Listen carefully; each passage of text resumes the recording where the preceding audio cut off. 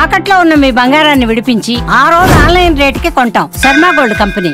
మద్యం ప్రియులకు అలర్ట్. హైదరాబాద్, సికింద్రాబాద్ జంట నగరాల్లో వైన్ షాపులు తెరుచుకోబడవు. కళ్ళు దుకాణాలు, రెస్టారెంట్లు, బార్లు ఎక్కడా మద్యం దొరికే అవకాశమే ఉండదు. అసలు నగరంలో ఎందుకు మద్యం షాపులు బంద్? ఏ సమయం వరకు క్లోజ్ అయి ఉంటాయి? ఏప్రిల్ 6న శ్రీరామనవమి సందర్భంగా శోభాయాత్రకు హైదరాబాద్ నగరం సిద్ధమవుతోంది. ప్రతి ఏడాదిలానే శోభాయాత్రకు అన్ని ఏర్పాట్లు పూర్తి చేసుకున్నారు. రోడ్ల మరమ్మతులు, వీధి దీపాల ఏర్పాట్లు, ఇతర వసతులపై అధికారులు చర్యలు చేపట్టారు. శోభాయాత్రకు తరలివచ్చే వేలాది భక్తులకు ఇలాంటి అసౌకర్యం కలగకుండా ఏర్పాట్లు జరుగుతున్నాయి. అలాగే కార్యక్రమంలో అవాంఛనీయ సంఘటనలు జరగకుండా పోలీస్ శాఖ తగు జాగ్రత్తలు తీసుకుంటోంది.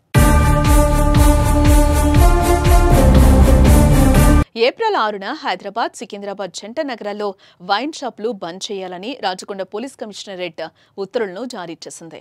ఉదయం 10 గంటల నుంచి రాత్రి 10 గంటల వరకు మద్యం దుకాణాలు మూసివేయాలని స్పష్టం చేశారు.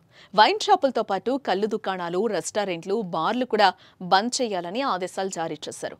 శాంతి భద్రతల పరిరక్షణ కోసమే ఈ నిర్ణయం తీసుకున్నామని తెలిపారు. నిబంధనలు ఉల్లంఘించి ఎవరైనా వైన్ షాపులు తెరిస్తే కఠిన చర్యలు తీసుకుంటామని హెచ్చరించారు. ఈ విషయాన్ని అందరూ గమనించాలని పోలీసులు కోరారు. వీకెండ్ కావడం, రేపు మద్యం షాపు మూత పడుతుండటంతో నగరంలో వైన్ షాపుల వద్ద ప్రస్తుతం రద్దీ కనిపిస్తోంది. మందుబాబులు ముందుగానే అలర్ట్ అయి షాపులకు పరుగులు తీస్తున్న పరిస్థితి. తమకు కావలసిన మద్యం కోసం లైన్లో నిలబడి కొనుగోలు చేస్తున్న పరిస్థితులు నెలకొన్నాయి.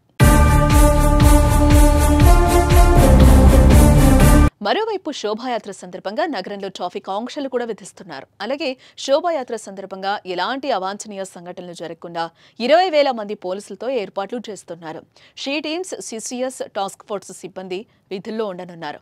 శోభాయాత్రను డ్రోన్లు, సీసీ కెమెరాలతో కమాండ్ కంట్రోల్ రూమ్ నుంచి పర్యవేక్షిస్తామని సిపి సివి ఆనంద్ తెలిపారు. డ్రోన్ ఉపయోగించేందుకు ముందస్తు అనుమతి తీసుకోవాలని అన్నారు. డీజేకు బదులు సౌండ్ సిస్టమ్ వినియోగించుకోవాలని నిర్వాహకులకు సిపి సూచించారు.